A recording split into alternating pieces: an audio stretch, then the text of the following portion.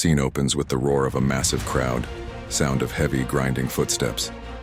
The final match of the Black Rock Kingdom National Tournament. The entire stadium is electric. On one side of the massive stone stage, a man in a spiked leather jacket, red hair like a streak of fire, is practically vibrating with nervous energy. He's bouncing on the balls of his feet, sweat beading on his forehead. And on the other side is Lin. Lin isn't just walking, he's a moving mountain. A thick, craggy armor made of the earth itself covers him from head to toe, grinding with each deliberate step forward. He moves slowly, methodically, his spiky white hair just visible under the deep shadow of his hoodie. The black shadow blade on his back seems to drink the light around it.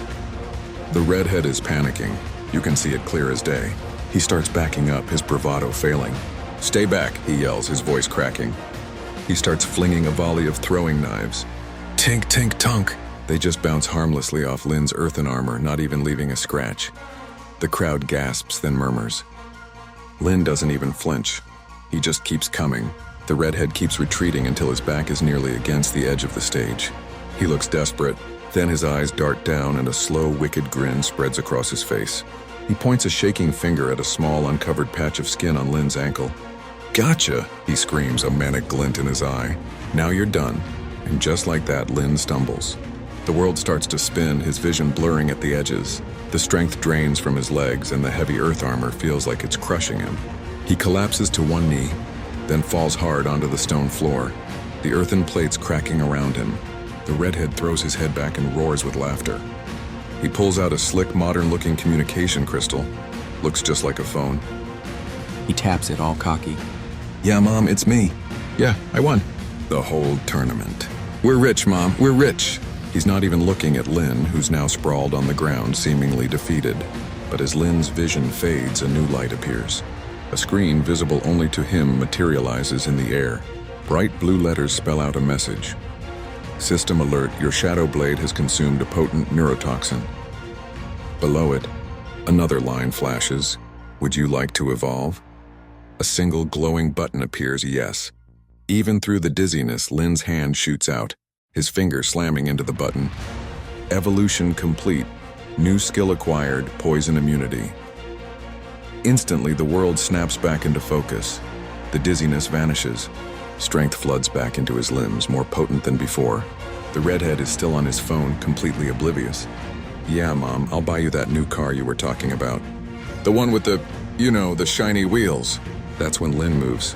It's not a slow, grinding walk this time. It's an explosion. He launches forward at a blinding speed, a blur of motion. The heavy earth armor can't keep up. It shatters and peels off his body in a cascade of rock and dust as he accelerates. Bumper, he crosses the entire stage in a heartbeat. The redhead is still mid-sentence. And for myself, I was thinking of when Lin's fist connects with his ribs. The very last plate of his earthen armor is still wrapped around his knuckles, acting as a brutal, concentrated hammer. There's a sickening crunch, and the redhead's eyes go wide with shock before he is sent flying off the stage.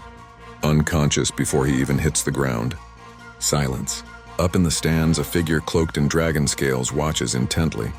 Sinju, his dark skin a stark contrast to his intricate locked hair, leans forward, his mind racing. What just happened?" he mutters to himself. "He was poisoned, I saw it. The discoloration on his ankle, the way he fell, that was a high-grade toxin. He had seen fighters go down from less. How did Lin just get up? How did he move that fast?" The questions pile up one after another. A grin slowly spreads across Sinju's face. He leans back, the dragon scales of his cloak shimmering. Well, he thinks, a glint of amusement in his eyes. Either way, it doesn't really matter. Around him, 4 other spectators are looking at him with stunned, defeated expressions. One of them, a burly merchant with a face like a bulldog, grumbles and pulls out a heavy pouch of gold coins, slamming it into Sinju's waiting hand. Another follows, then another and another. Sinju collects his winnings with a cool, satisfied smile. He'd bet big on Lin, a lot. Down below, the referee raises a triumphant Lin's hand. The champion of the Black Rock Kingdom National Tournament. As the crowd roars his name, Sinju just counts his gold. This was getting interesting.